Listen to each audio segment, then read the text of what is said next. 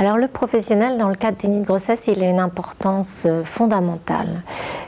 Pour ça, je vais m'appuyer sur les dossiers que j'ai été amenée à consulter ou à suivre de femmes qui ont commis un infanticide suite à un déni de grossesse.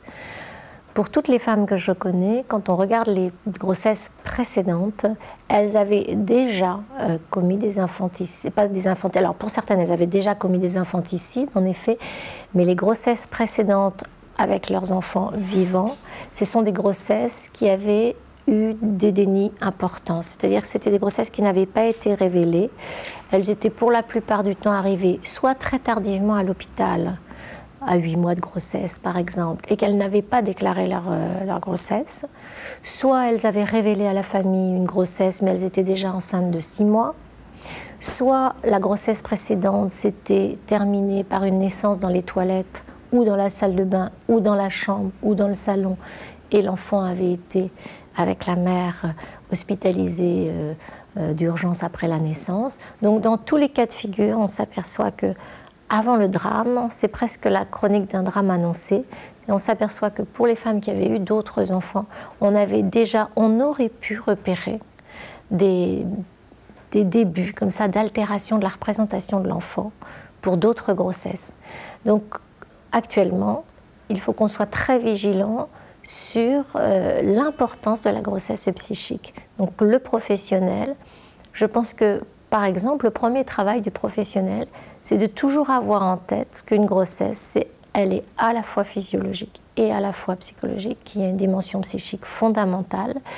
qu'il ne faut pas banaliser, qu'il ne faut pas occulter, qu'il ne faut pas oublier et qu'il faut apprendre à connaître, même si elle nous semble bien énigmatique, difficile à évaluer,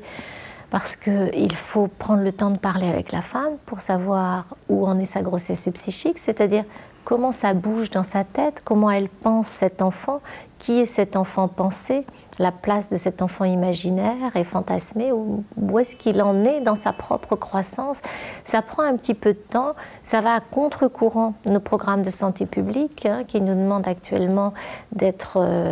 extrêmement rapide, d'être rentable et de passer le moins de temps possible avec nos patients. Nous sommes les professionnels de la psyché et les soignants de la psyché très malmenés par ces nouveaux programmes de santé publique. On n'a pas la possibilité de prendre beaucoup de temps et on nous demande en effet des comptes, alors que aller explorer la grossesse psychique, c'est prendre le temps avec la femme, de savoir où elle en est dans sa tête. Donc on voit bien que là, on est face à deux logiques très différentes. Donc il faut qu'on apprenne à résister à cette pression du temps qu'on nous demande, parce que la grossesse, c'est une temporalité. Et dans le temps de la croissance de l'enfant, il faut pouvoir être auprès de la femme pour savoir qu'est-ce qu'elle en dit et où est-ce qu'elle en est. Donc quand on a une femme qui arrive à 6 mois de grossesse et qu'elle nous dit qu'elle n'a pas déclaré sa grossesse, qu'elle n'a pas fait les démarches, qu'elle n'y avait pas pensé, puis qu'elle n'était pas sûre d'être enceinte,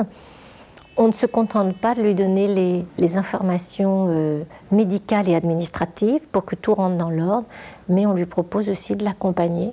dans cette grossesse de façon un petit peu plus soutenue qu'une autre grossesse, un petit peu différemment, c'est-à-dire pas simplement aller faire les examens médicaux, mais aussi de prendre le temps de parler de ce qui s'est passé pour elle.